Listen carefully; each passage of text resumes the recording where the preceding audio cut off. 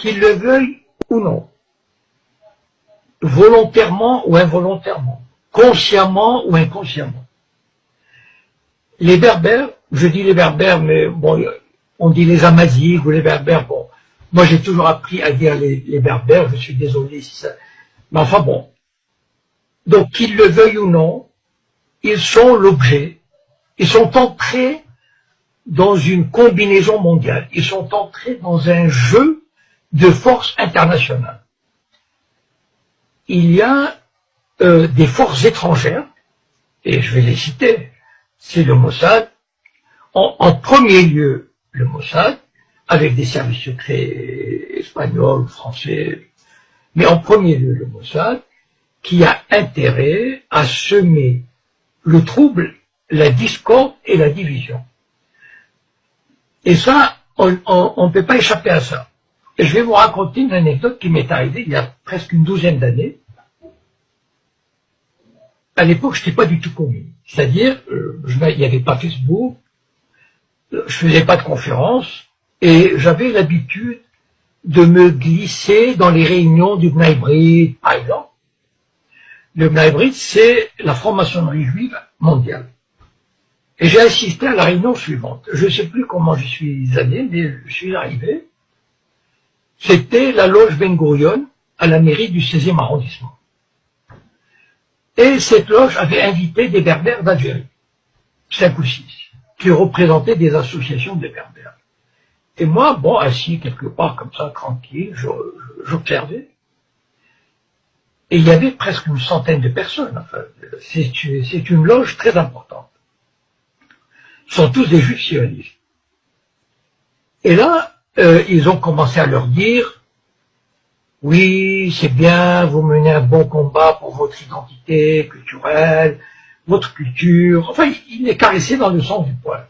Et petit à petit, ils les ont amenés, et moi j'admirais leur savoir-faire, parce que franchement, au bout d'une heure, ils les ont amenés, ils leur ont fait croire que leur combat identitaire, leur combat culturel, était le même que celui des Juifs qui se battaient et des Israéliens qui se battaient, qui sont battus pour sauvegarder leur identité, et qu'ils allaient leur apporter leur aide, etc.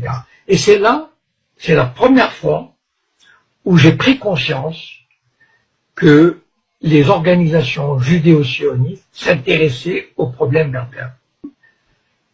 Et il est vrai, je voudrais dire juste ceci aux Berbères, juste qu'ils prennent conscience, voilà, de ce fait.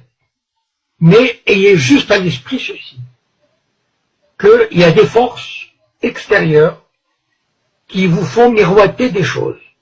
Voilà. C'est-à-dire, il y a des agents du Mossad qui vont voir des Amazighs, qui vont leur dire « Mais vos grands-parents étaient juifs, vous pouvez avoir une bourse pour Israël, en fait vous vous appelez pas, je sais pas quoi, mais vous appelez Jacob ou Lévi, enfin je sais pas, voilà. » Et ça marche pour certains. Petit à petit, ils sèment le trouble. Et certains Amazighs, certains Berbères pensent trouver un appui, pensent trouver, comment dire, une voie de sortie d'une exploitation ou d'un colonialisme qui se trouverait à Rabat ou à Alger. Moi, je voudrais juste, comment dire, j'ai pas du tout à vous dire comment il faut faire, de quelle manière il faut se battre, quelles sont les revendications que vous pouvez demander, etc. C'est pas mon rôle. Voilà, mon rôle, c'est, moi qui ai un peu d'expérience, qui ai une petite vision comme ça, de vous éclairer sur les dessous des cartes. Voilà, sur les tenants et les aboutissants. Ne vous faites jamais d'illusions sur le Mossad et sur les sionistes. Ils détestent tout le monde. Ils détestent les Arabes, ils détestent les Berbères, ils détestent les musulmans, ils méprisent les Arabes, les Berbères et tous ces peuples du tiers-monde.